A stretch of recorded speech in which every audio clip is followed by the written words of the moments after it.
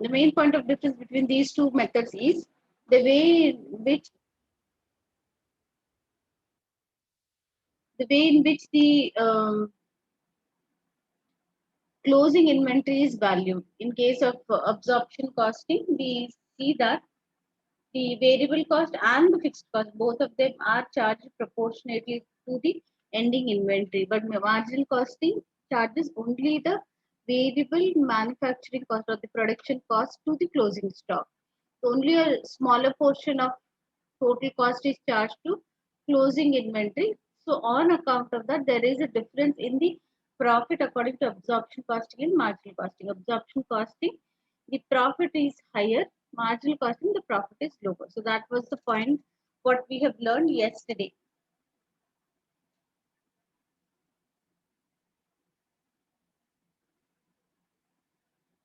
So we'll see one or two simple questions from the examination kit and then solve few questions and proceed further with the other topics.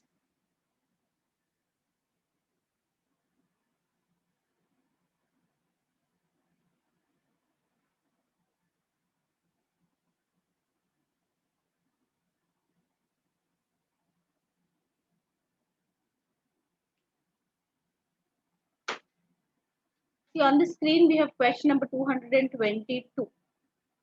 There are a few questions. The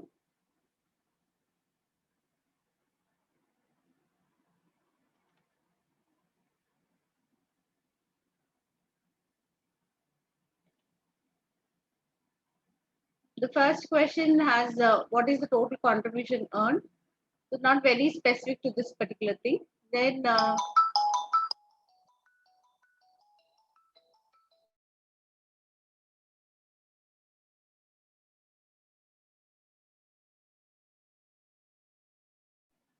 we see the other questions also have if we were to increase the selling price, what is the effect on contribution? So let's take up a question which has absorption costing and marginal costing. The point of difference is there. So let's take it up. Question number 222. So I'll put it this one on the in the Excel sheet.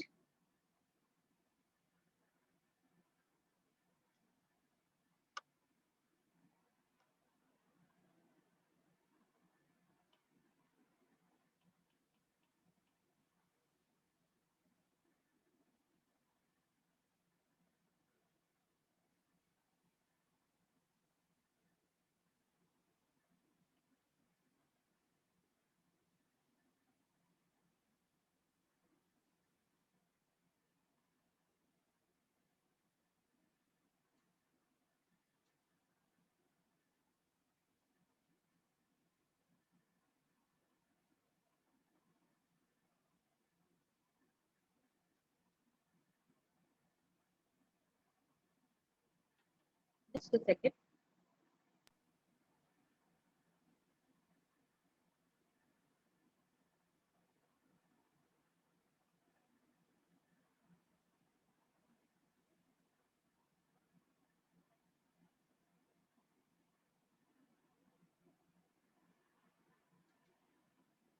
So on the screen, Excel sheet. I hope you are able to see Excel sheet only. A company manufactures and sells a single product for this month. The budgeted fixed production overheads are 48,000. Budgeted production is 12,000 units, and budgeted sales are 17,000. Sorry, 11,720. The company currently uses absorption costing. If the company used marginal costing principles instead of absorption costing for this month, what would be the effect on the budgeted profit? So that's the question. We have the details about the fixed production overhead and the budgeted production 12,000. Budgeted sales are 17,200. See, the point of difference between these two is the way in which the ending inventory is charged. Fixed overheads are charged to ending inventory or the closing stock under absorption costing, but it's not charged under marginal costing. So that's the whole point of difference. So On the screen 222. Let's take it up.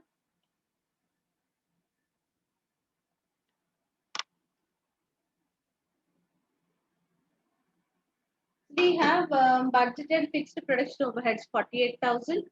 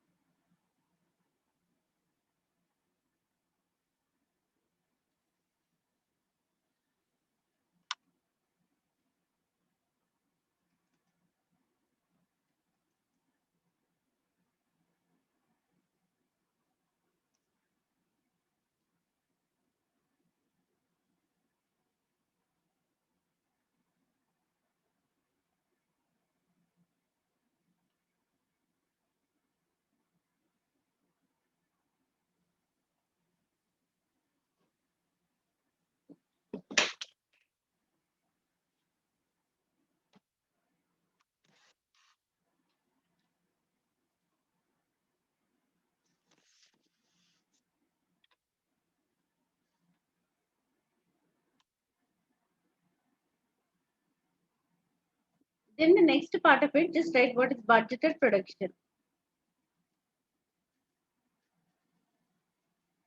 Budgeted production is 12,000.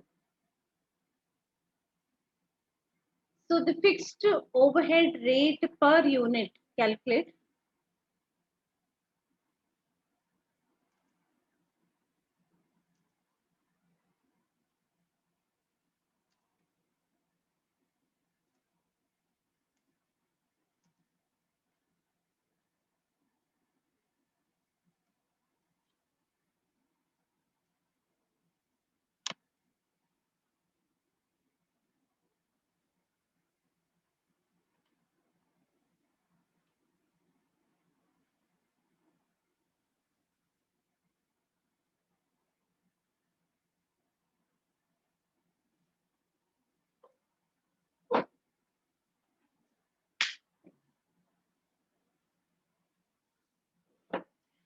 We see that the ending inventory will be charged, all the units in the closing stock will be charged at the rate of $4 per unit. That is what is the rate per unit what we calculated.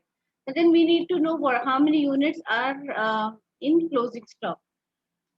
The budgeted production is 12,000 units, sales are 11,720. So we need to know what are the number of units of closing stock. So with this set of information, first we need to find out what are the units of closing stock.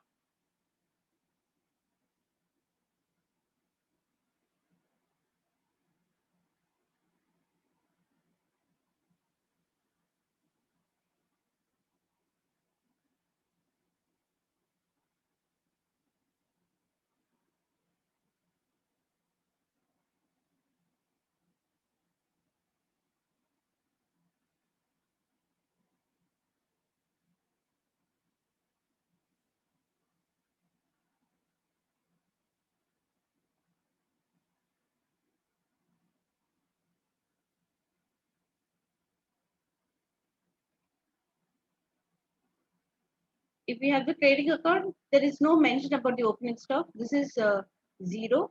This is 12,000. Sales, we have it as 11,720. So from this, we can find out what is closing stock. Because the opening stock is not mentioned anywhere in the question. So we do not see opening stock being present there. So on that note, we assumed opening stock to be 0. So the closing stock will be the difference in that. So closing stock units is equal to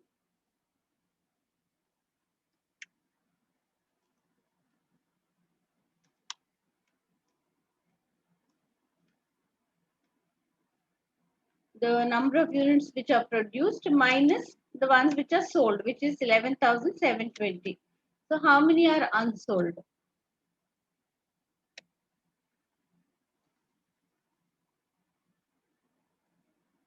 280 units are unsold.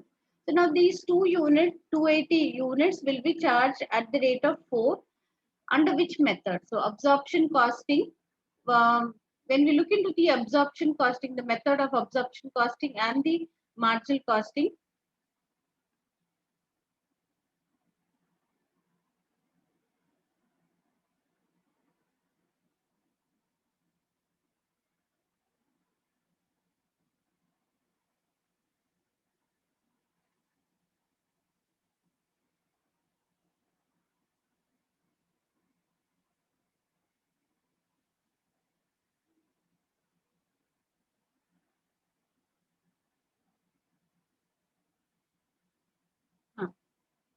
see, impact of increase in inventory levels, we see that basically the marginal costing and absorption costing, because of the ending inventory, because ending inventory will be charged at the rate of fixed overhead. So on the credit side, we see that the closing stock is charged more under absorption costing, charged less under marginal costing. So when the credit side is more, profit is more under absorption costing, profit is less under marginal costing. So that's the point of difference what we have to remember very clearly. So by how much? By how much is value of closing stock? Whatever is the value of closing stock, to that extent the profit will be high under absorption costing, low under marginal costing. So value of closing stock is equal to 280 into 4. So that would be,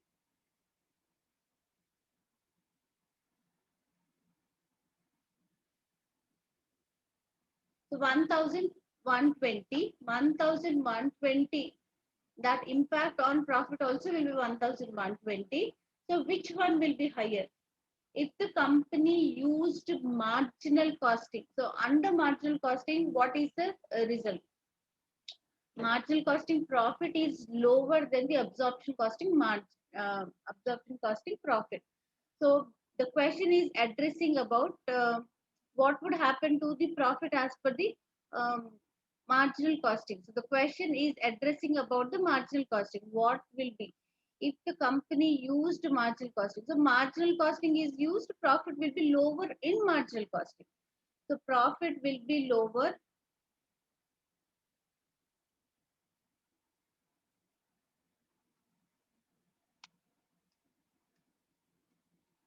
by $1,120 in under marginal costing.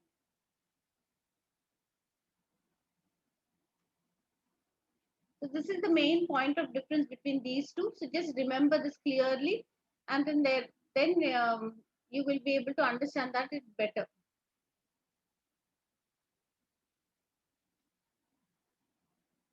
I hope it is clear. So if we, in that case, we will move ahead. We'll go to the next method depending on the available time later on. We will also take up some more questions under each method. But as of now, since we have touched upon what is the concept, what is the meaning of these two methods, and what's the point of difference. So one question we are addressing, so which talks about on a comparative note, what would happen under marginal costing, what would happen under absorption costing. So marginal costing profit is always less than the absorption costing margin because of the inventory level, the closing inventory. The closing inventory will be valued at the time of valuing the fixed overhead costs are also charged to closing stock under absorption. So credit side is more, profit also would be more. That's not the case under marginal costing. So credit side is less, profit also will be less. So that's the point of difference. Let's get back to the PPT.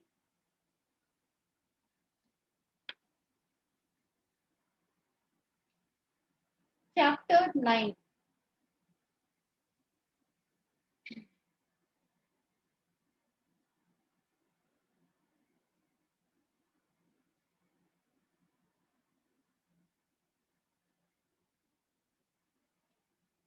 The next topic is job, batch, and process costing. So these are the costing methods. Like we have absorption costing, marginal costing. Other costing methods are job costing, batch costing, and process costing. Okay, the first one, job costing. Sometimes what the seller does is take up specific jobs for the customers, take up the work, finish the work, and deliver the goods to the customer. So it is not that randomly at a large scale they are producing and then these products are sold in the market to any customer. That's not the concept here. There is a requisition from the customers. So take the order, finish the order, complete the order, and then uh, deliver the order to the customer and then finalize whatever is the cost which is incurred. So before I proceed further, I see someone who's entered the classroom without a name. Within 1 or 2 minutes, you either change the name or I am sending you to waiting room.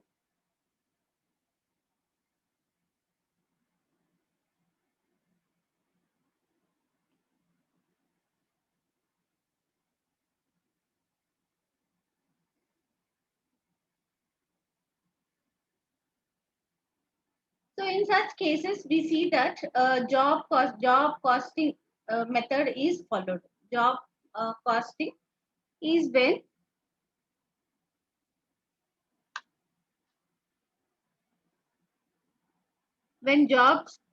orders are placed by the customer, job is received, the job is completed, the costs are accounted to the job, and the profit is realized. So it is customized. It is as per the requirements of the customers. The work is taken up, the work is completed, and then the profit also is ascertained according to whatever is the benefit received.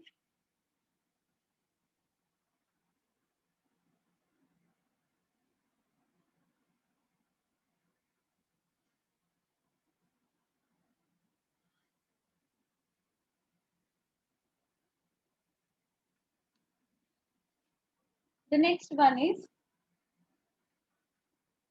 batch costing. What is batch costing? Okay. Um, Batch is a set of units, a combination of, I mean, a total number of units. Instead of randomly picking out one unit, a batch consists of many number of units. Okay, so each batch is different, but items within batch are identical. So batches are different, but within the batch they are identical. The units are identical, but that is a set of a lot of material, a lot of units. So that when it is taken into consideration, that is called as batch. Find out, take up the work, complete the work, find out whatever is the total cost of the batch, and then find out cost per unit under the batch. Then we see that the third category is what is process costing. Process costing is, see, when the work is not completed in one stage, it has to move from one stage to another stage. In that case, process costing is what is followed. If the work has to be, the work when it has to be completed or converted to finished goods, all that cannot be done in one go. Maybe stages wise, process wise, the material will have to move from one process to another process. In that way, it moves ahead and then finally it gets converted into finished goods. So at each process, at each stage, initially the first round when the process is taken up, at that time, so the first process, whatever is the cost which is incurred, has to be accounted for.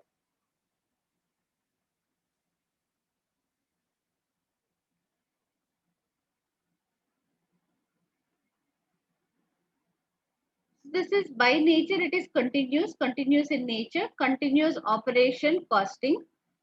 Output of one process is equal to input of next process. So once it is finished in the first process, that is transferred to the next process. So for the first process, it is the output. The second process, it is the input. And then during these process, what we have to account for is also the wastages which take place, the normal loss, etc. Those things also have to be accounted for. Part finished units, that is semi-finished form, If by the end of the period, if there is anything in the semi-finished form, account for that. So closing work in process for period 1 is equal to opening work in process for period 2. Then we also have another concept of what are byproducts and joint products. Um, See, how do we do these process costing? How do we account for losses and gains? Is what we will, when we take up the questions at that time, we will look into that. Um, how to account for these things? We will take up questions from the exam kit and then take it up.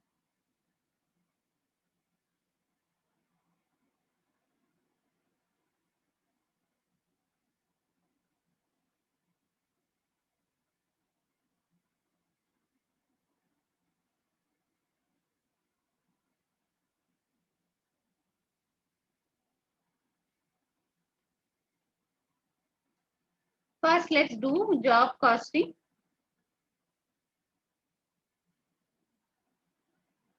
This is question on job costing. I got it from the examination kit, question number 234.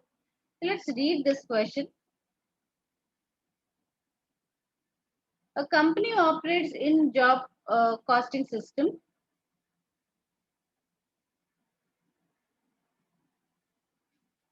Job 812 requires $60 of direct material, $40 of direct labor, and $20 of direct expense. Direct labor is paid $8 per hour. Production overheads are absorbed at a rate of $16 per direct labor hour, and non-production overheads are absorbed at a rate of 60% of prime cost.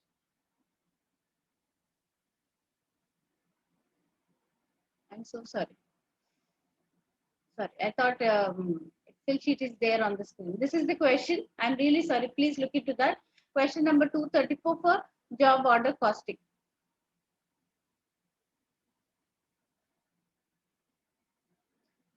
Once again, let's see. A company operates a job costing system.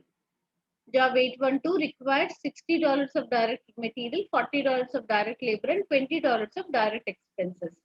Direct labor is paid $8 per hour.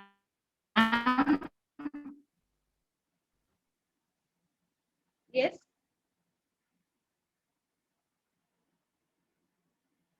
Yes. Ma'am, we can't get you. Your voice is continuously breaking, ma'am. Okay.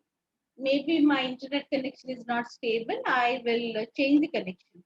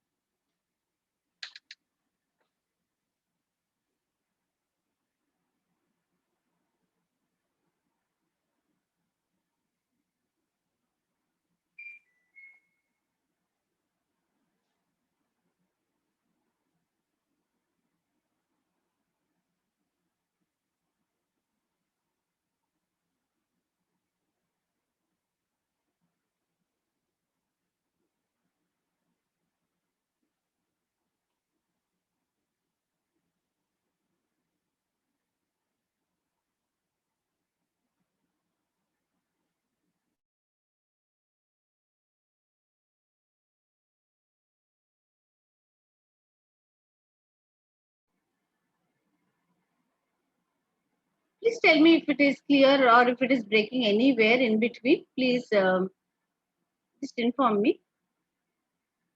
Is it fine now? Yes, ma'am. There is one student who is joined the class with two sets of two dots. Who's that student? I'm sending him to the waiting room also. Still, he's coming back. He or she, I do not know.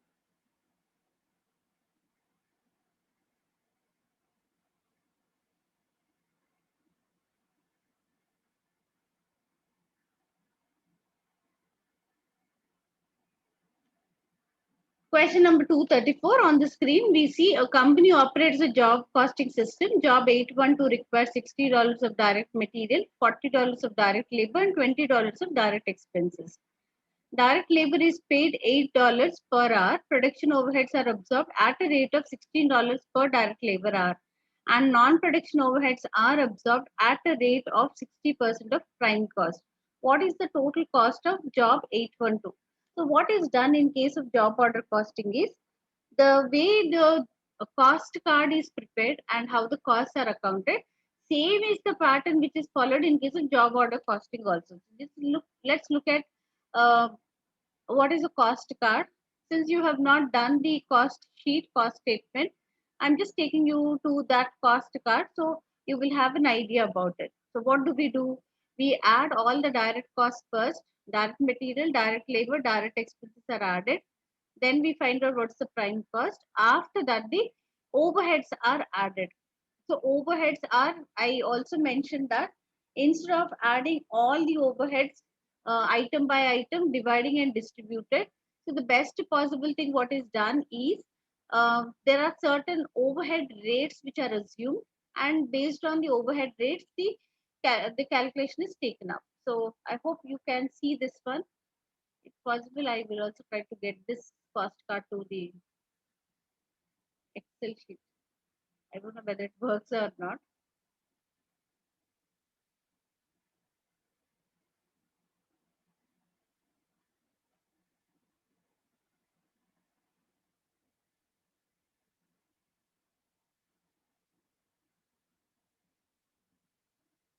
For your reference sake, I brought this cost card to the Excel sheet.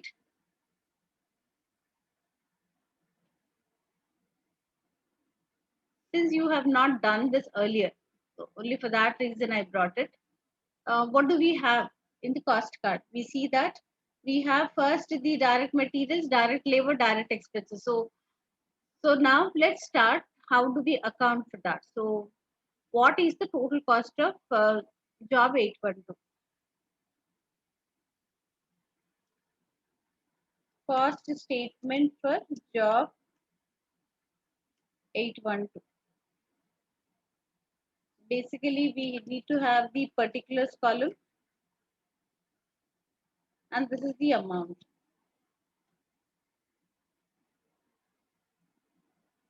Direct material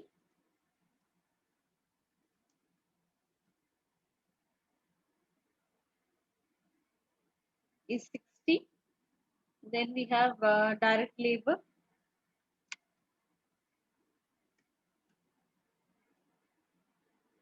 40. Then direct expenses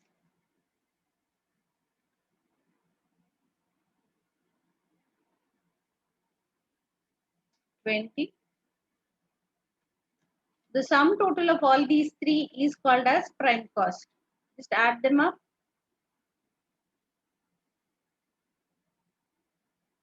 The sum total of all the three is called as prime cost. So write the prime cost value. After that, what has to be done is the overheads have to be added. Once again, let's look into this one. After direct expense, direct labor is paid $8 per hour. Production overheads are absorbed at the rate of 16 per direct labor hour, and non-production overheads are absorbed at the rate of 60% of prime cost. So we see there are two types of overheads. One set of overheads are production overheads and the non-production overheads. Instead of doing the calculation item by item, they are assuming certain rates. All production overheads under the category of production overheads. Yesterday, I was mentioning what all could be there under production overheads, starting from factory rent, factory cleaning, repairs, maintenance, then power, all those things, the list of items.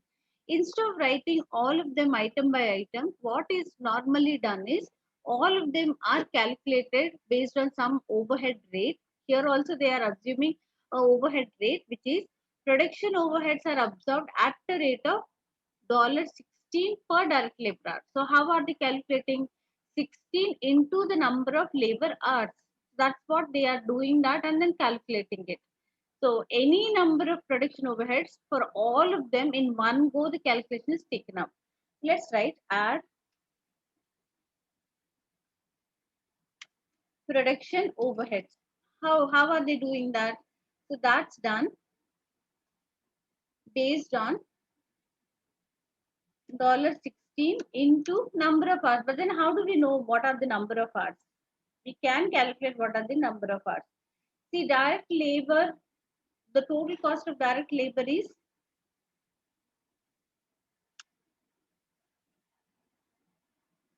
the total cost of direct labor, we got it as 40. Each hour, the rate is calculated at the direct labor is paid at the rate of $8 per hour.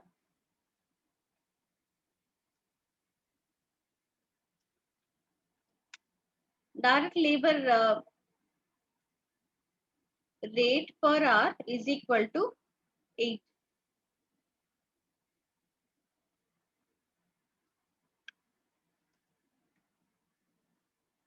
The next one, we have it as the number of direct labor hours. See, when the number of labor hours into the rate per hour, when calculated, it is 40. So how many labor hours we can find out? Find out number of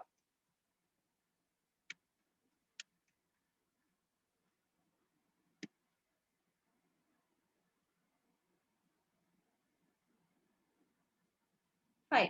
So here we would have it as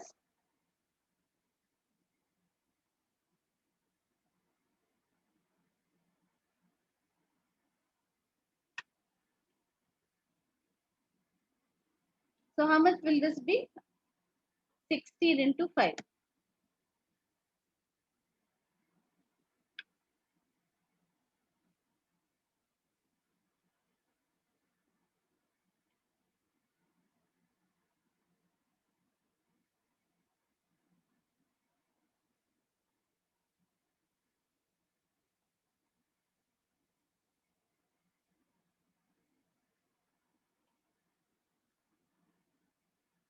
When these two are added, we call that to be as works cost.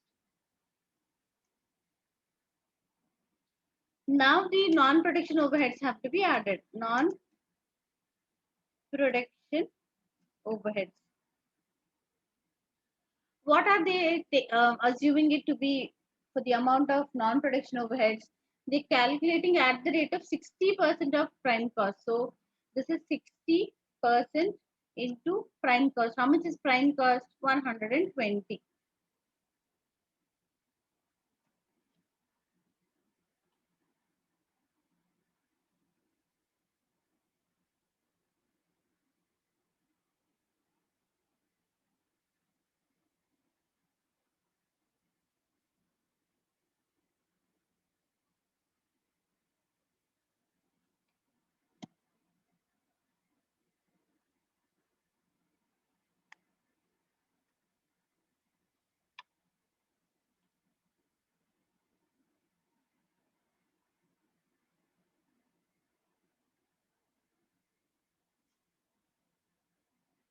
So this is the total cost.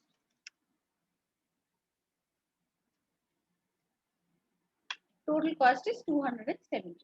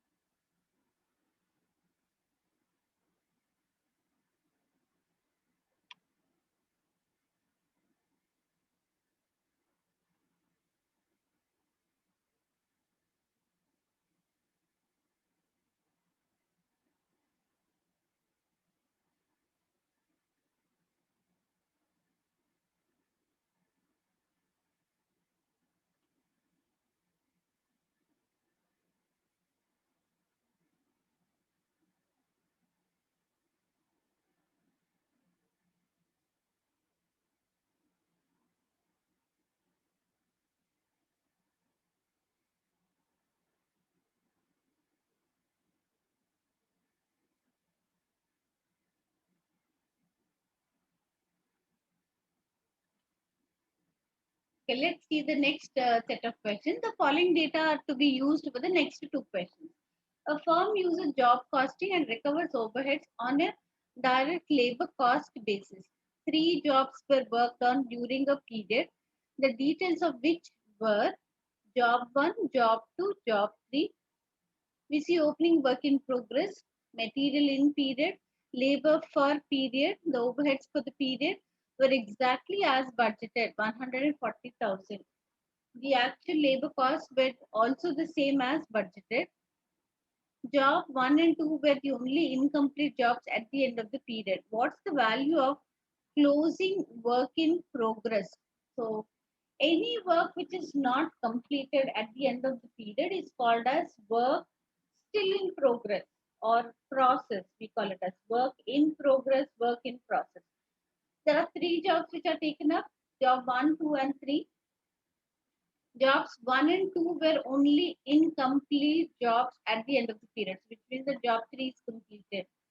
We want now we are asked to calculate what was the value of closing work in progress. So question number 236, let's take it up.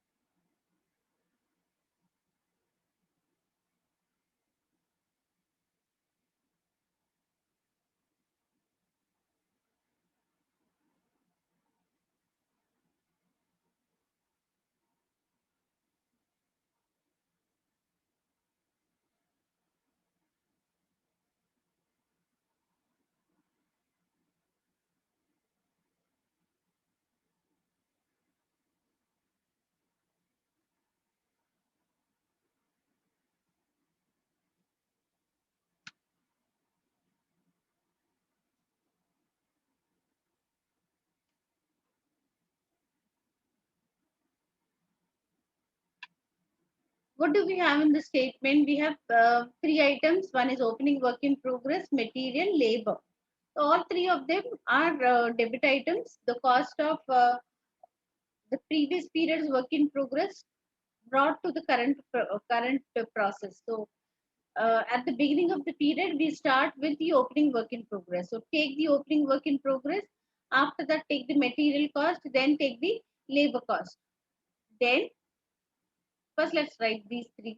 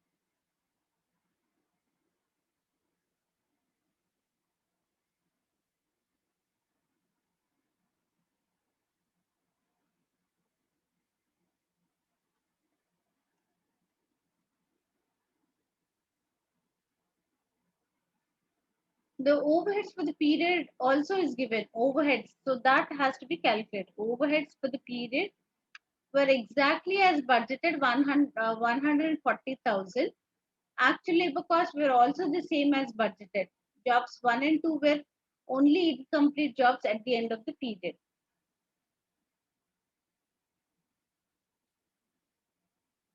The total amount of overheads is 140,000. That's given. That's fine. Then there is a there is no other information which is given. There is nothing mentioned about how the overhead should be calculated. In the previous question, how should the overhead be calculated? There is some explanation given. That is production overheads at the rate of the labor hours.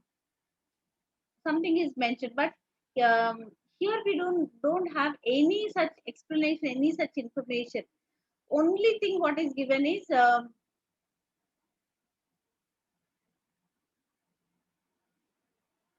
they recover the overheads on a direct labor cost basis.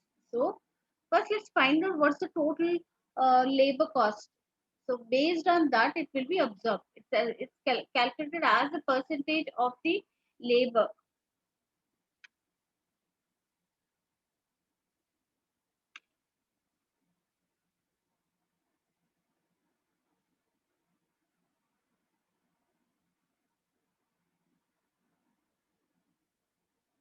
The total labor cost is 40,000.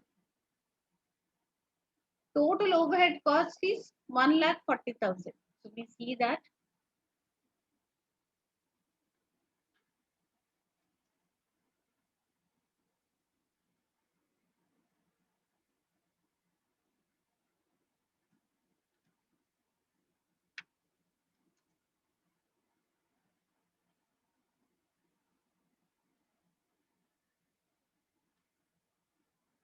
Convert that into a proportionate amount or a percentage amount, express that, and then take the same thing and then use it here.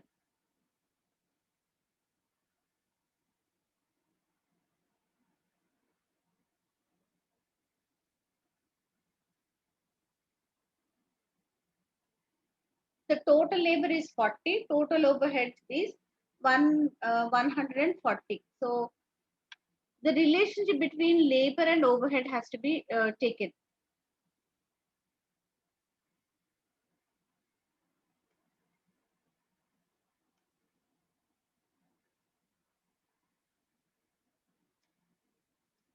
Is equal to, we see 140,000. If 40,000 is 100%, 140,000 is what percentage? That's the logic. 140,000 divided by 40,000.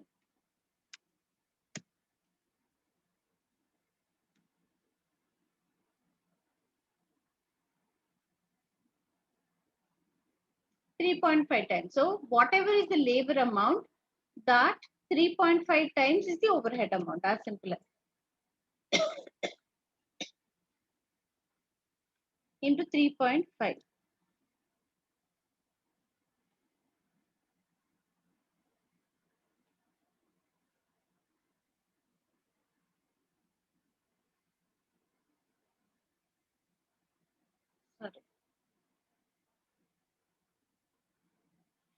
I took it for material.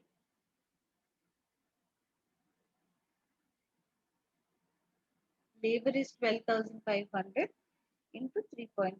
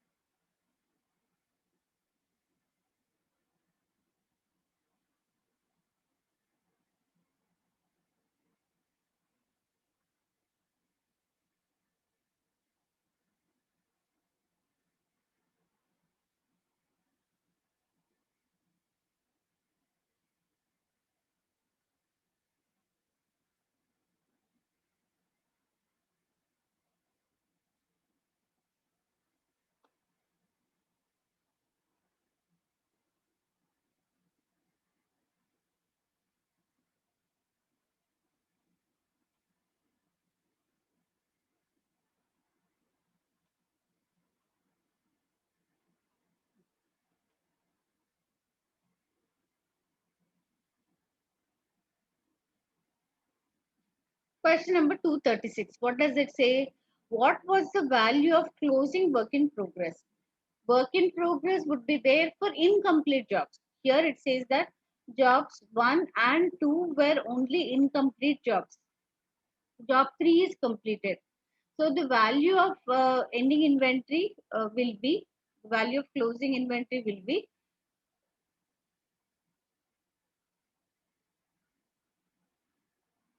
jobs 1 and jobs 2 are not completed. So this is all to be carried forward to the next period also, because it is not completed. This can also be the ending inventory for jobs 1 and 2. Job 3 is completed, so that is uh, the value of the finished goods. But here, the value of jobs 1 and 2, which is still in the incomplete stage, this value will be taken to be as the value of the ending work in progress, closing work in progress. So value of closing work in progress is equal to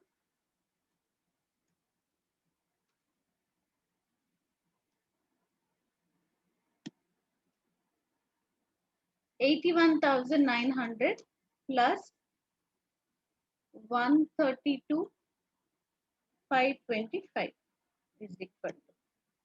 We got it as 214,425.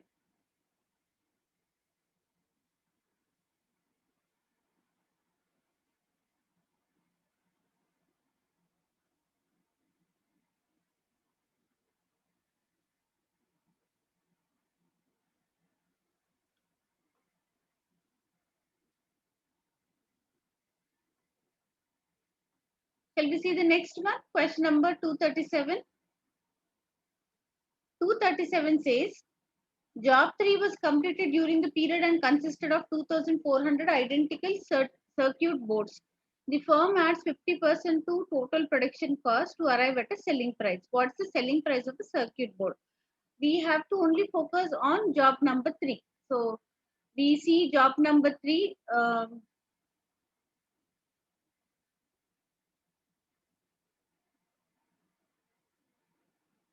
Since we already have this one, we'll take this one, the details from here only, and then we place it here.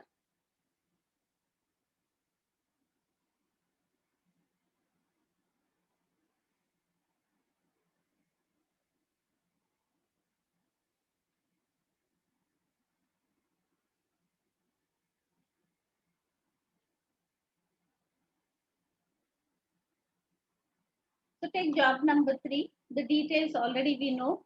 The total cost is 66,250. From there, we'll proceed further.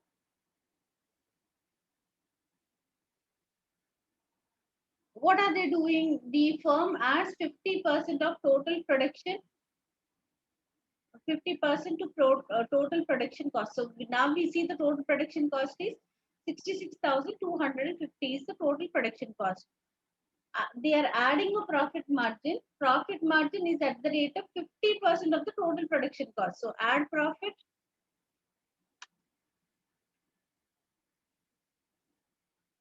which is 50% into 66,250.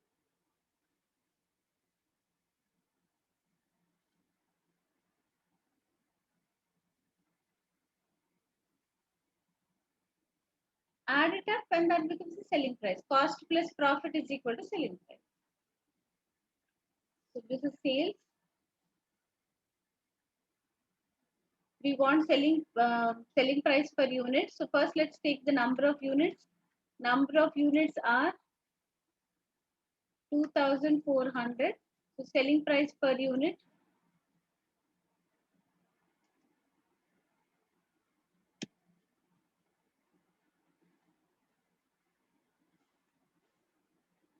41.41.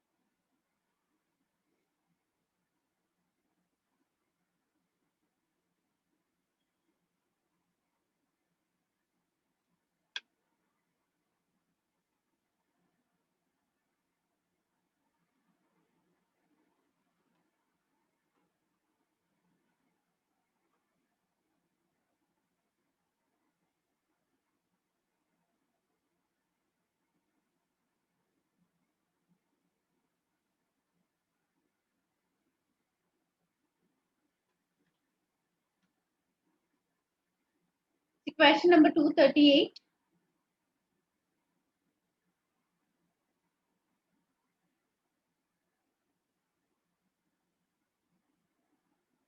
A company uses process costing to value output. During the last month, the following information was recorded. Output is 2,800 kgs valued at 7.50 per kg. Normal loss is 300 kgs, which has a scrap value of 3 per kg. Abnormal gain is 100 kgs. What was the value of input?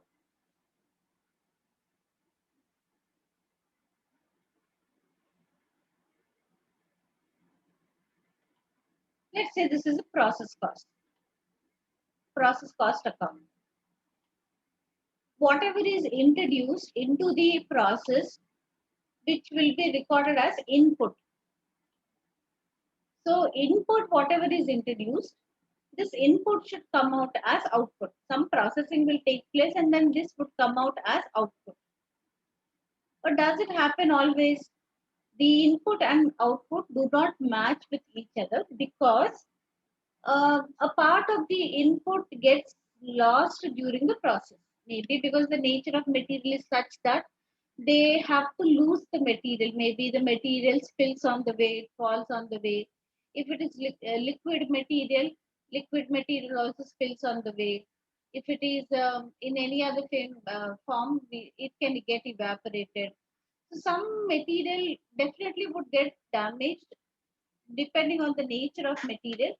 Some material will be lost in less quantity. Some situations we see that it would be lost in a greater quantity. But depending on the process, the work which is carried on, the type of material and all, it becomes possible to estimate roughly what percentage of the material would be lost. So they would be prepared to also account for the normal loss. So a normal loss, so the total input which is introduced into the process should be equal to the normal loss which they have already anticipated, a percentage of amount of material which is lost, that is normal loss, plus the output. So this is what we would have in case of a process account. So process account will have the input which is introduced into the process wherein the normal loss is accounted. So normal loss could be loss in weight of material, or material gets destroyed or damaged and then that is just sold it as scrap.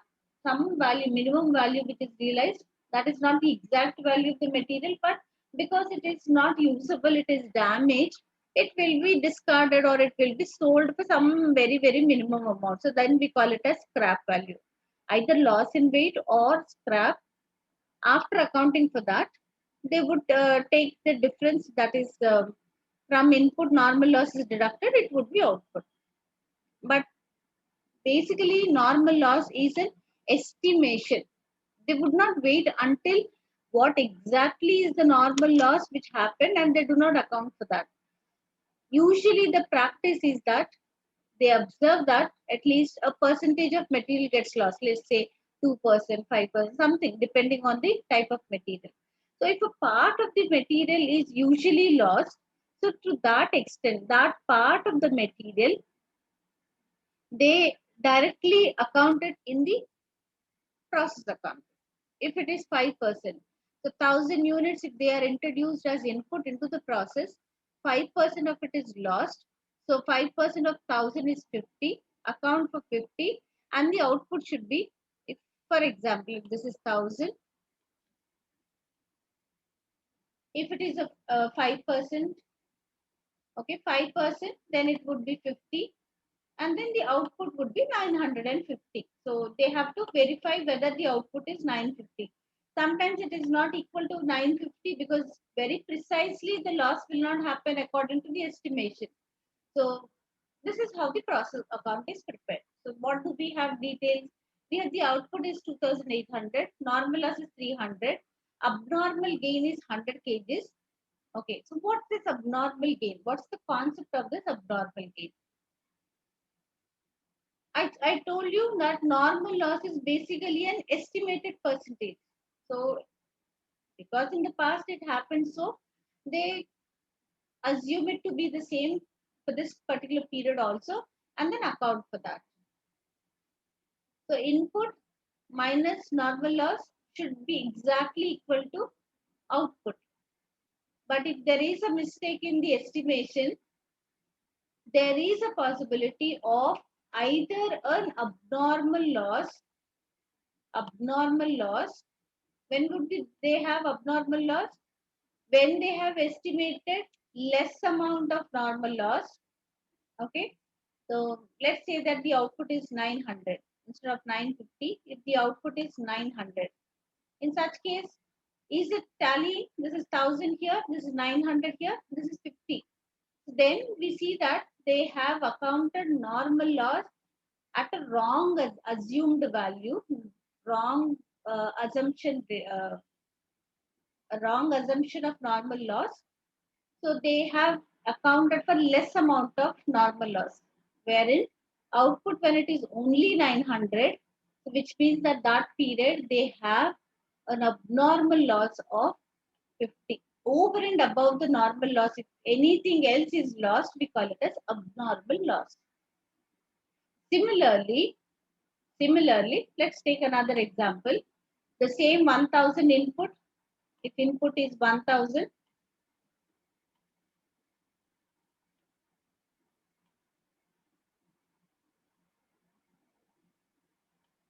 there is a normal loss which is accounted for, okay, which is 50.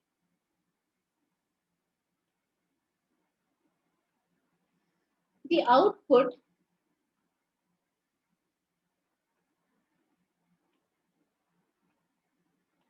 assume that the output is 980. What did they introduce? They introduced only 1000. But on the credit side, we see that now this is 1030. There is more output which is generated. Is it because some miracle happened? No, it is because of a wrong assumption of the normal rate. Normal rate is basically an assumed rate. It is not the actual normal loss. It is a wrong estimation of normal loss. On account of that, either abnormal loss happens or abnormal gain. So in this situation, wherein this is 1030, wherein the input introduced is only 1000, we see there is a difference of 30 that is accounted as abnormal gain. It is not a miracle that something extra is produced. It is because the normal loss was not appropriately estimated. So 30 will be abnormal gain. I hope you understood the concept. So given this set of information, we are asked to find out what is the input. Can you tell me what is that in one step? I gave the format also. Output is 2800. Normal loss is my voice clear or is it breaking?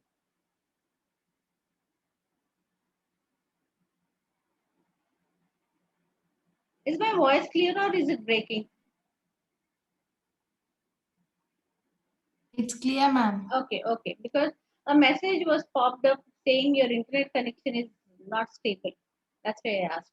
Now I gave the format. This is process costing. So in the same format, if you think about it, this set of data, if you present it, they are asking us to find out what's the value of input. Can you give me what are the number of units and the value of input? The number of units of input, you tell me what is the value of input. On the credit side, what do we have? Did you understand the concept? First, tell me. After that,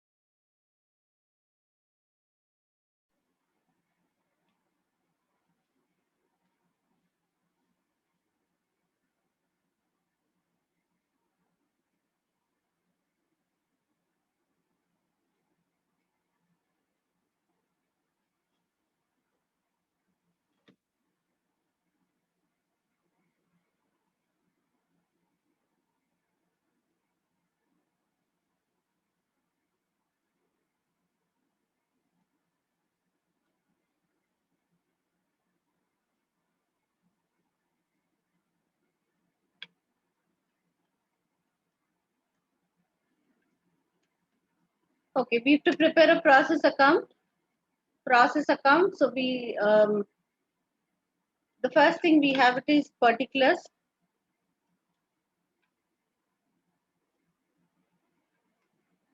Then amount. Then we have particulars.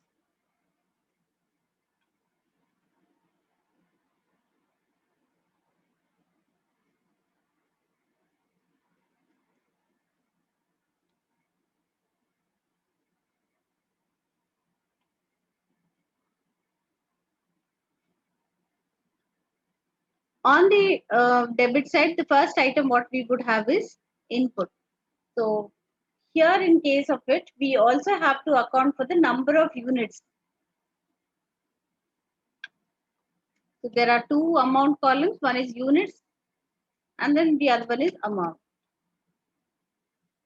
First thing is input. Did you understand the process account? What would we have in process account?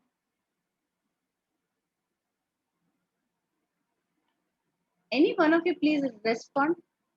We have input here. Then the normal loss is there. Then we have the output. Because the normal loss and the output is greater than the input, then in that case,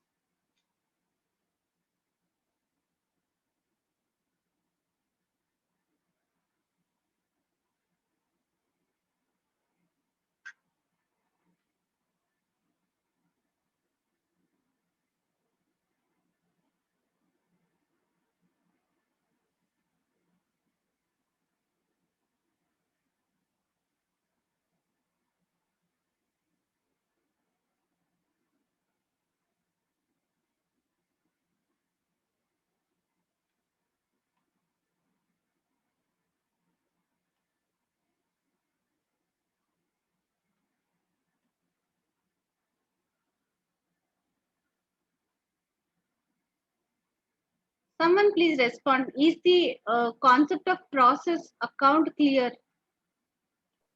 Yes, ma'am. Okay. So input is how many units we do not know. This is what we have to find out. On the credit side, the first item what we have is normal loss. So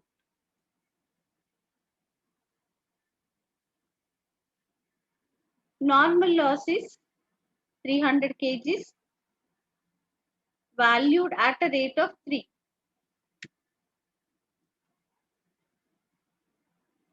900.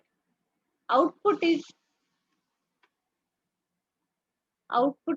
2,800 units kgs valued at 7.5.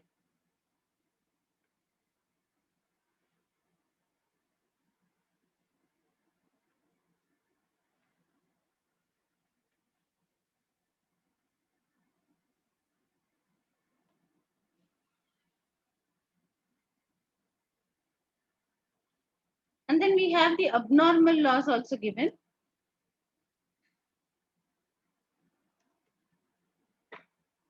Abnormal loss is 100 kgs. But how do we value abnormal loss? Abnormal loss is valued at. Abnormal gain. I'm really sorry. I'm sorry. Abnormal gain. Abnormal gain is valued at the rate of the output value. The output value is valued at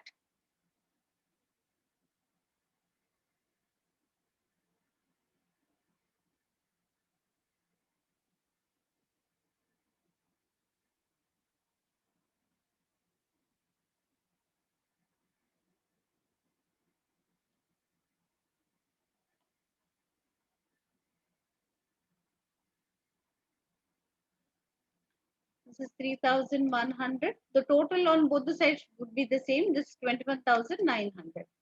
So if that's the case, the balancing figure is the input. Input would be 3,000. 3,100 minus 100 is 3,000. So 3,000 units were introduced as input.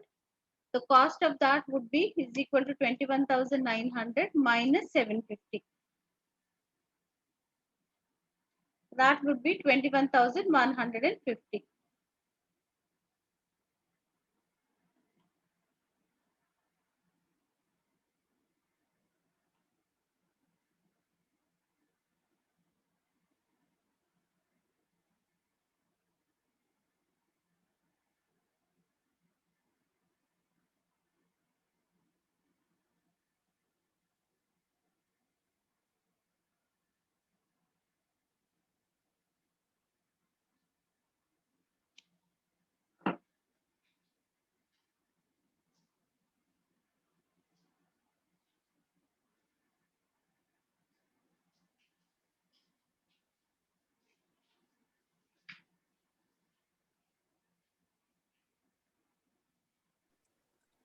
Input should be 3,000, right?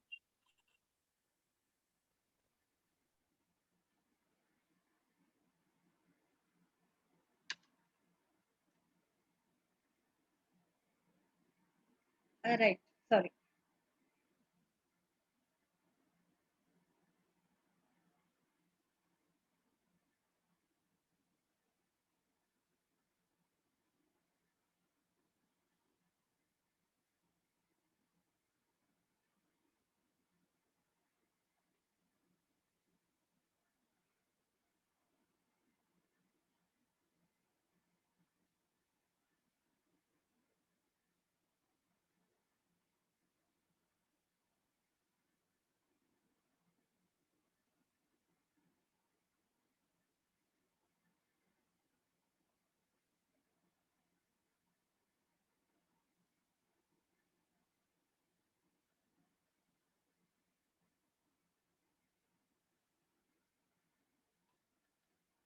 Two 39 ABC manufactures product X in a single process. Normal loss in the process is 10% of output, and scrapped units can be sold off for $4 per unit. If in period 8 there was no opening inventory and no closing inventory. Process cost of direct material, direct labor and production overheads total 184,800. Input to the process in the month was 13,200. What was the cost per unit produced? No opening inventory, no closing inventory.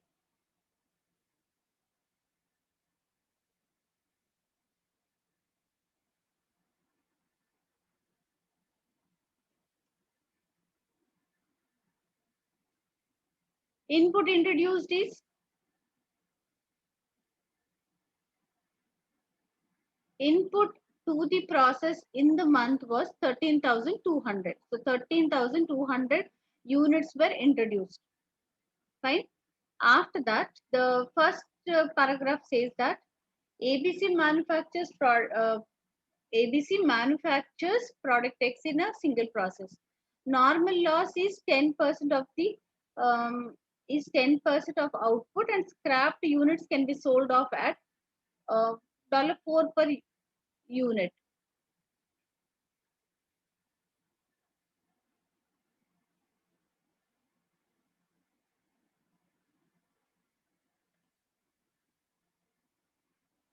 We see that there is input of 13,200 is there. Then we see that there is some percentage of normal loss is given. Normal loss is 10% of the output. Then we have output. There are no other details which are mentioned. Of course, there are costs given. This is output. So these are what we have here in this question. The what is that we have to find out? We have to find out what is cost per unit produced.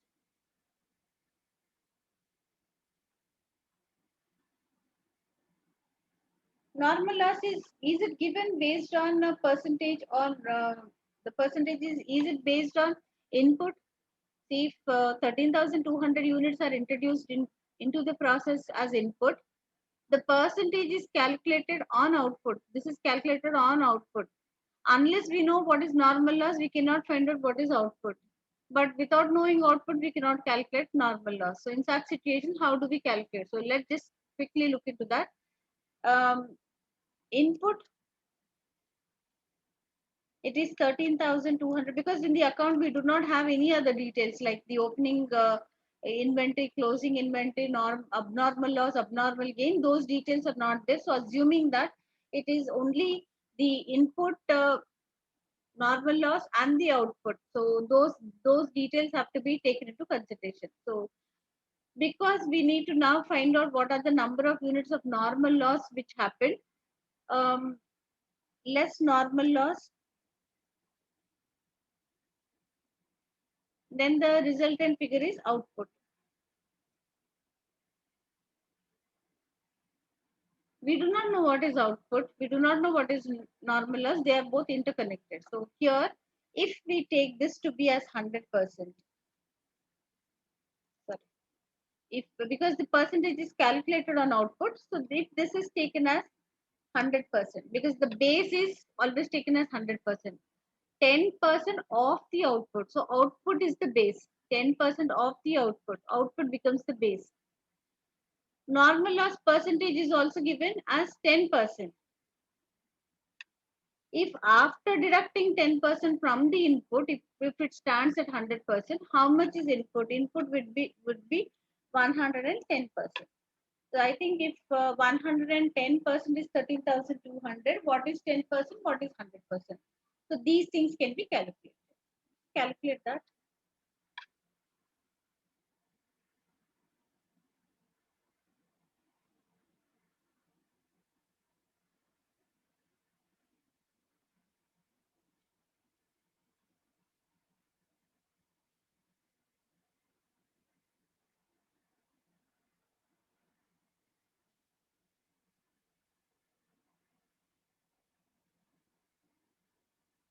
So this is one part of the question. What was the cost per unit produced? So that is what has to be calculated. What is the cost per unit which is produced?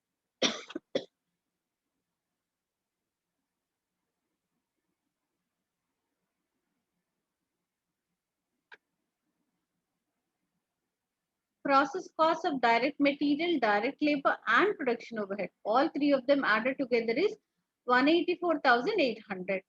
So that is the total amount of the total cost, total amount of the process cost. So the total costs which are incurred in the process is 184,800. So after that,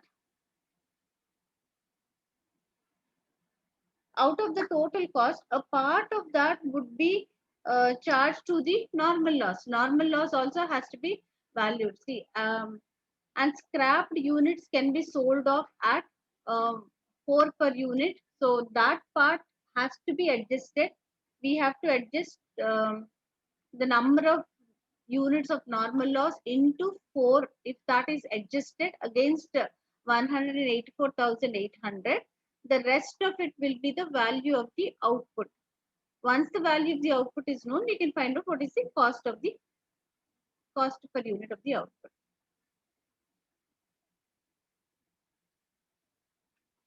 Total production cost.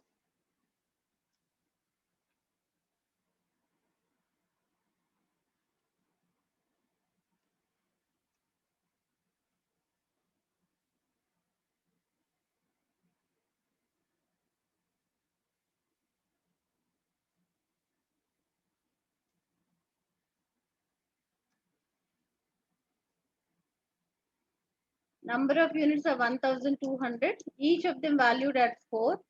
So the normal loss value has to be adjusted. If this is deducted, this will be the value of output.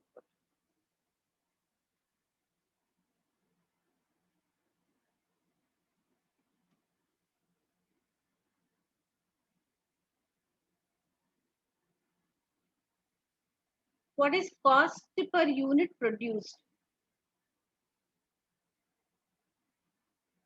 Units we already know, 12,000. So cost per unit produced.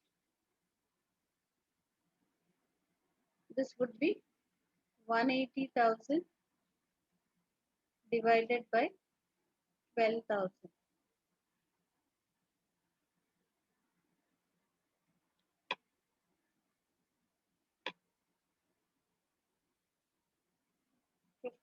Yeah, 50. many such questions are there. So for the moment, let's leave it here. In fact, there are other things also which have to be looked into. Many adjustments are there under process costing also. We'll proceed further. We'll take it up the next topic, because we have to also um, finish the other things.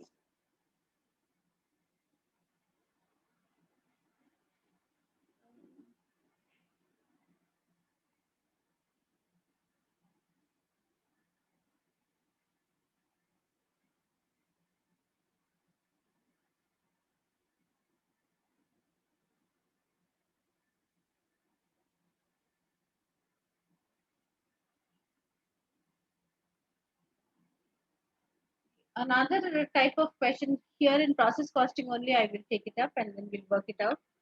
Question number 242, I will show you how to do this one.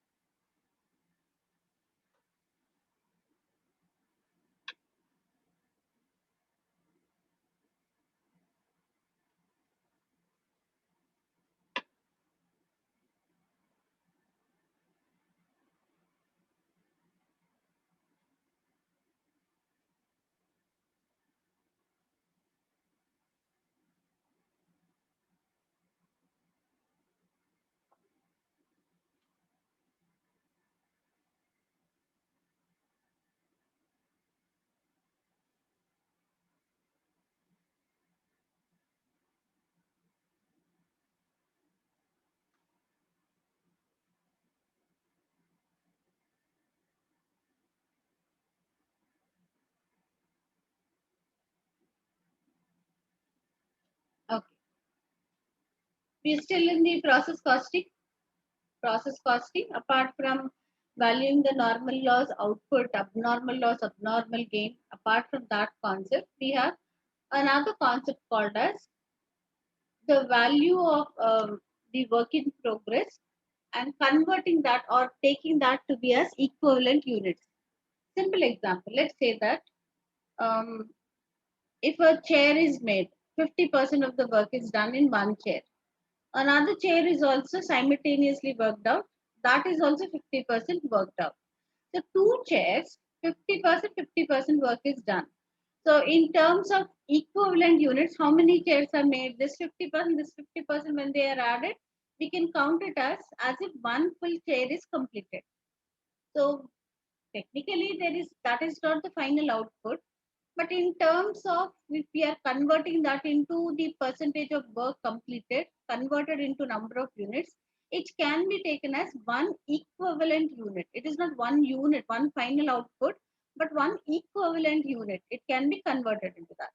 See, somebody who's working on a part of the product, only one part of it is done. Let's say that somebody is working on the legs of the chair. Somebody is working on the body part of the chair.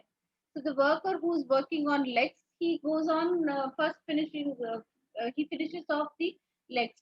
Then the one who's working on fixing the body part of the chair, maybe it is little slow or because of some reason his work is not on par with the other worker. So we see that many legs, many sets of legs are completed, but the body parts are not fit into that. If the percentage completion is taken to be as 50%, let's say legs consists of 50% of the total chair value. So all 50% are considered added, and it can be taken as if one full share is made. So like that, see, in case when the uh, work is passed through many processes, at the end of, see, from one process to another process, when material is moved, So let's say there is a process 1. So process 1, the work has to be completed. It has to go to the next one, that is process 2. So the process 2 also the work is completed, and then it moves to the next level. So in a chain, the work moves from one stage to another stage. So all the cost which is accumulated in process 1 will be transferred to process 2. The number of completed units in process 1 also will be transferred to process 2. What about that work which is not completed, which is partly completed, semi-finished, okay, partly completed, or the work which is still in process. So the work which is still in process is converted into equivalent units. They are not completed units, but they are equivalent units. So equivalent units are calculated, and then those equivalent units are also transferred to the next process. Then process 2 also, other things which got incurred, they get accumulated and they are transferred to the next process. It moves on from stage to stage like that. So work in progress or work in process, what is the concept of equivalent units? Any incomplete units at the beginning or the end of a period are valued using the concept of equivalent units. There are two methods which are used in valuing the equivalent units. One is the average cost method, AVCO, or we also call it as weighted average cost method, or there's another method which is called as FIFO method. So these two things are taken into consideration for the valuing of the work in progress or equivalent units. It says that, for example, 100 physical units half completed is equal to 50 equivalent units. So the same concept what we were discussing. See, partly completed percentages are all added together to convert it into number of equivalent units. Process costs can be spread evenly between completed and part completed units. All material is input is at the start of the process. Conversion cost input over the time. Please pay attention for this one. There are two different methods: average cost method, FIFO method. Average cost method, opening inventory values are added to the current cost to calculate the average cost per unit. FIFO method, opening work in process units are completed first.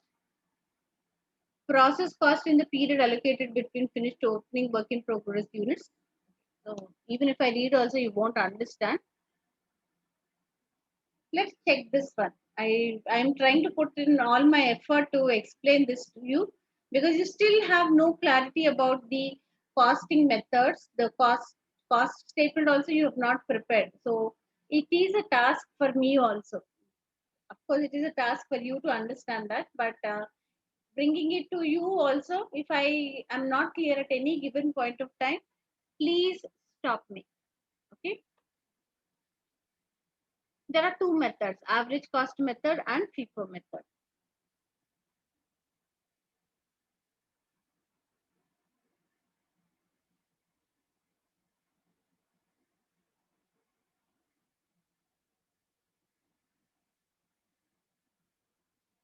Let's look at the question and then try to understand this one. Where produces various links at its Normanton factory. Production details for process 1 are as follows. We have opening work in progress 1st April 400 units, 60% complete. Closing work in progress 300 30 April 600, 20% complete. Units started are 1000, units finished are 800. The degree of completion quoted relates to labor and overhead costs. 3/4 of the materials are added at the start of the process, and the remaining quarter added when the process is 50% complete. The company uses the FIFO method of cost allocation. What are the equivalent units of production for materials in the period? Let me just explain to you what this concept is. See, into the process,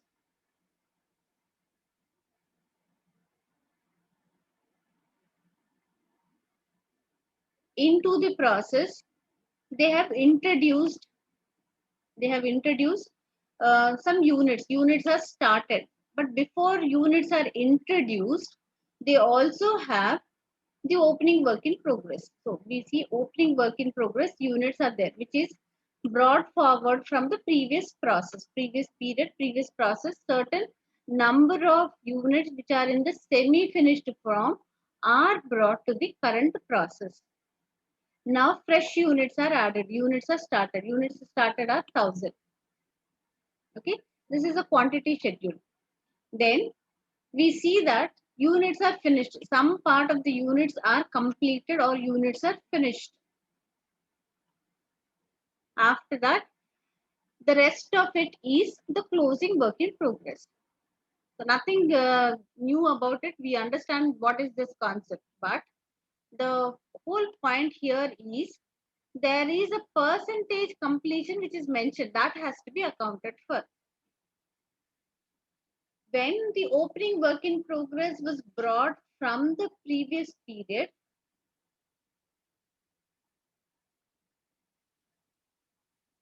by then 60% of the work was completed. So how much more will be completed in the current process? 40% of the work will be completed in the current process, because in the previous process 60% of the work was already completed. What is the balance of the work which has to be completed is 40% of the work has to be completed in the current process. Okay, then how many such units are completed? We want to know the equivalent number of units. We are actually calculating what are the equivalent number of units. If total units are brought into the process as the opening work in progress, then 400 into the balance of the work, which is 40% of the work, will be completed now. So that is 40%. Then closing work in progress, total units are 600, but out of that, in the process, only 20% of the work is completed. So that also has to be converted into equivalent number of units. So closing work in progress is 20%. 20% of 600 units will be the closing work in progress. So if we have to prepare, what is the schedule, the quantity schedule in terms of what are the equivalent units of production for materials in the period. Another point here, what we have to understand is, in case of process costing, the costs are broadly classified as two. One is material cost and the other one is labor and overhead added together. It is called as conversion cost. I don't think so to that extent, to that depth they would be testing here for you. You will have it at a basic level. So the quantity schedule, when we prepare, the quantity schedule has opening work in progress, which has to be completed as to 40%. 40% of the work has to be completed. Okay. Then we see that units which are started, into the process is 1000 units. The units which are completed is 800. Then closing work in progress, which is 20%. How do we account that? What is this method of FIFO method? Let's look into what is FIFO method. What does FIFO method talk about?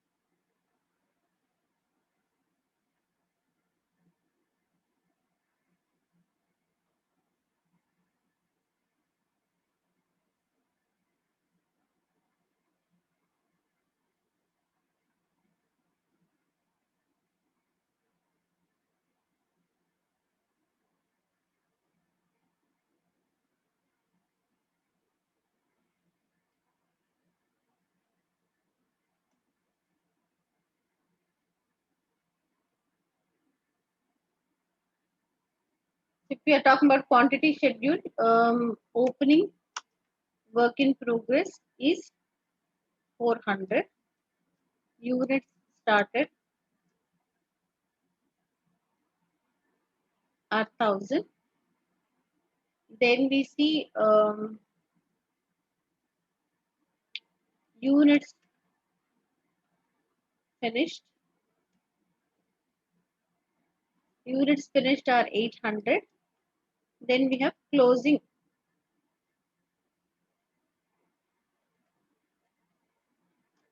work in progress.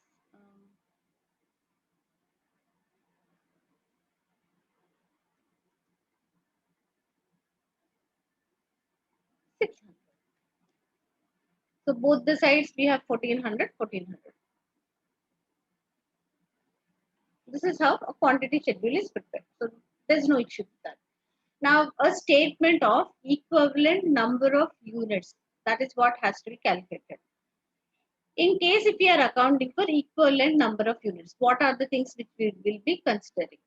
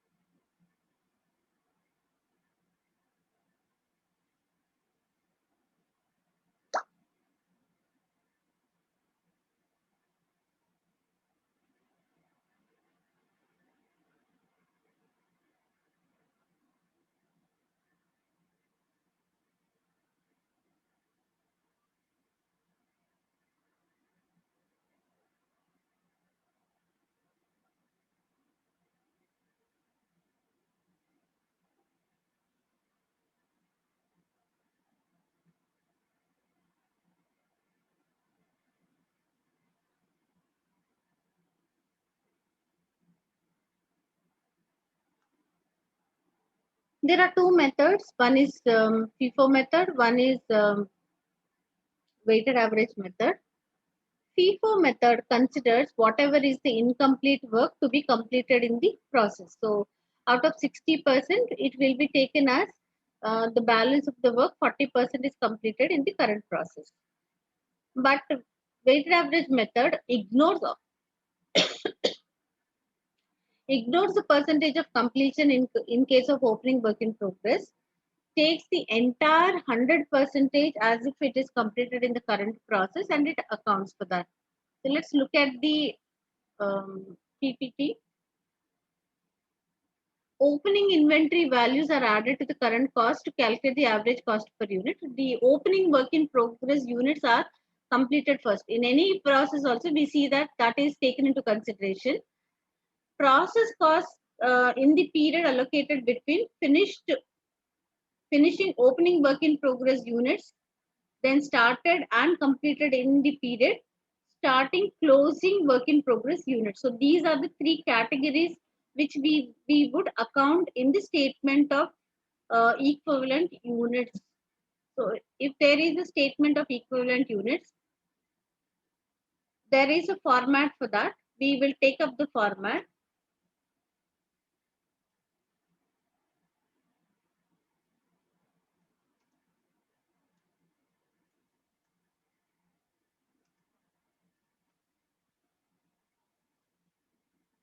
We have the particulars. What do we account for? There are three things which have to be accounted, which is opening work in progress, the units which are completed, and the third one is closing work in progress. Altogether 1400 units are introduced. We see that altogether 1400 units when they are introduced, out of 1400 units, 800 units are completed and 600 are in process. So out of 800, first option will be of the opening work in progress. So opening work in progress will be first completed. Then out of 800, 400 is of the opening work in progress. The remaining 400 will be from the new units which are introduced. So out of 1000, another 400 are completed here. So out of 1400 is completed, 600 is in the closing work in progress. That is how what we have to take into consideration. So only 3 categories will be recorded, not 4 categories. See, basically units finished is partly opening work in progress and partly unit started. So if we write that, we have opening work in progress, then we have units started, then we have units completed, units finished, and the closing work in progress. So units finished is partly opening work in progress and partly unit started. So the other part of unit started is closing work in progress. So basically, out of 4 items, see, this item is accounting for complete this one and partly this one. The other part of it is accounted here. So in that case, we will take only 3 categories. One is opening work in progress, the units which are finished, and the closing work in progress. So let's see particulars.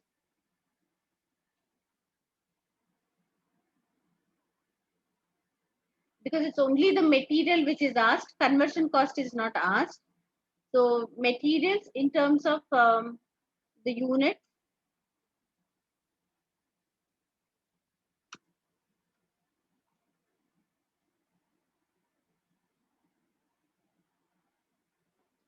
the first category is opening work in progress.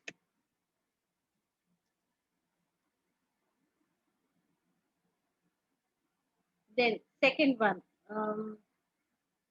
units finished.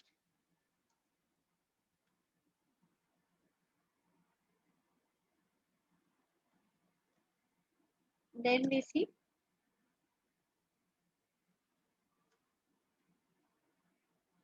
opening work in progress, 400 units are there.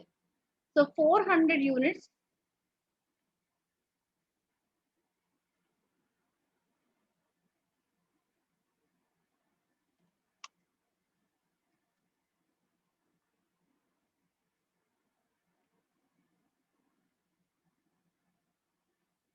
%60 was already completed. So how much will be completed now in the current process? So the total number of units are 400. So equivalent units.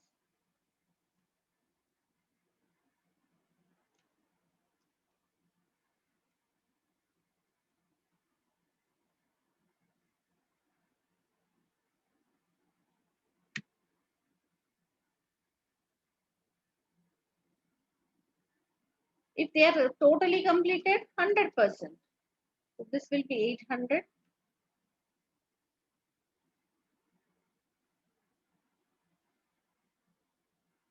This is 20% completed. The units are 600. So this will be 600 into 20%.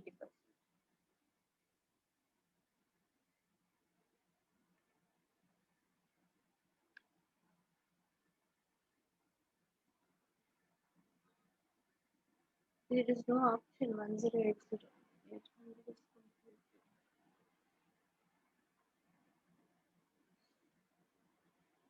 This is 400.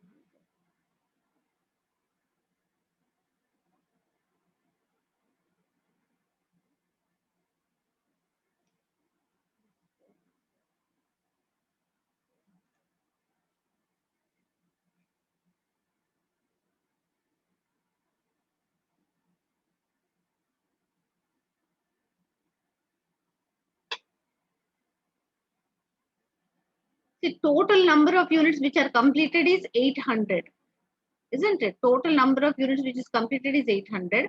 Out of that, 400 is opening work in progress. 400 is from units started. So the units which are started and completed is 400, which is 100% complete. So here it would be 400. 60% because it was completed in the previous process. So 40% of 400 is 160. Then closing work in progress is 600, out of which 20% is worked in the current process. So this is 680. So take this as 680. Please take this to be as 680. How does the weighted average work, weighted average method works?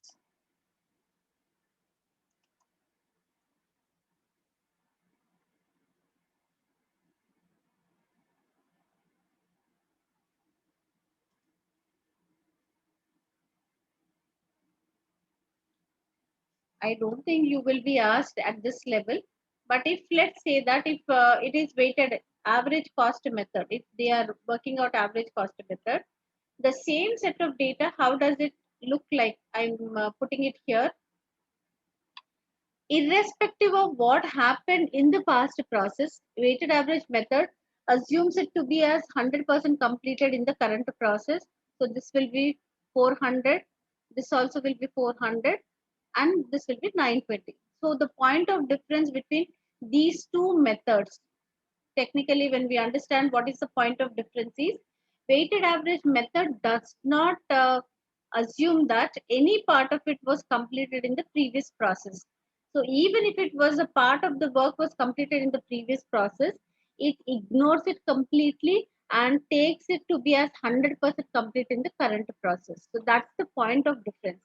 I think at this point of time, because at management accounting level, I don't think anything beyond this will be tested, even if it is tested. So if you have this knowledge that how the equivalent number of units are calculated, this is what is taken into consideration. Of course, the question further goes, and then we have to find out what is cost per unit of equivalent units, etc. So this will be equivalent units.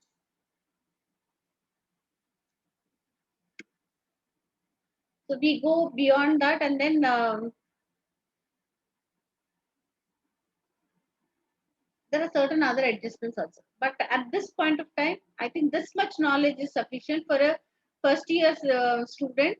I don't think you can take it anything more than that also.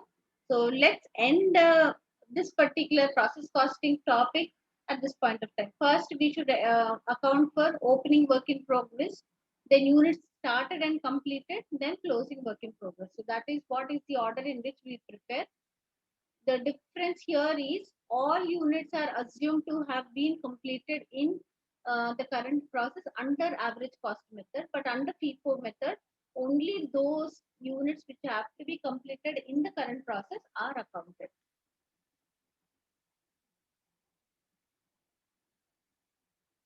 Okay, that's a lot of content you've learned.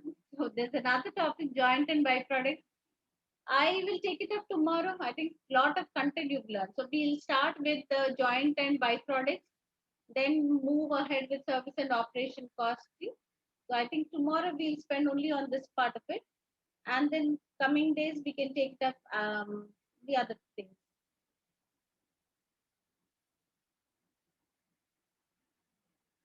Still many topics are there for us to learn.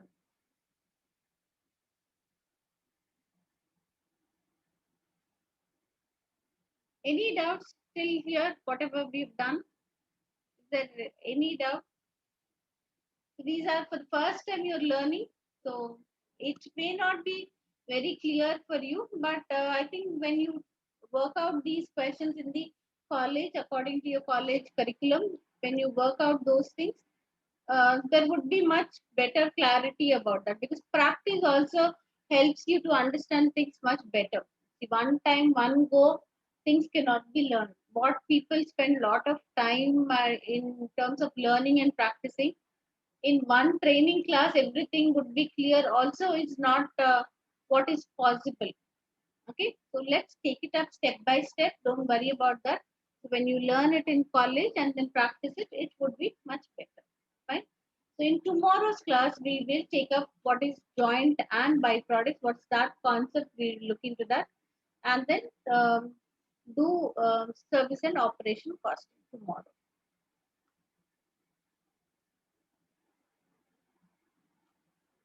Is that fine?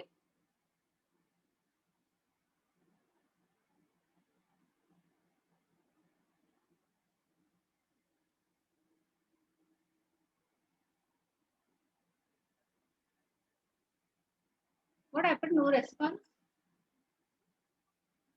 Yes, ma'am. Okay. Shall we end the class here?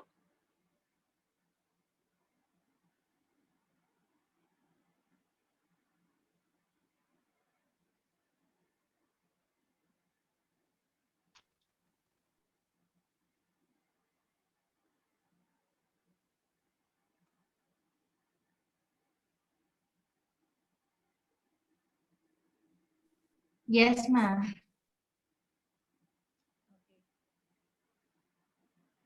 Okay, I'll see you tomorrow. We'll start with joint and byproducts and then take it forward. Okay, good day.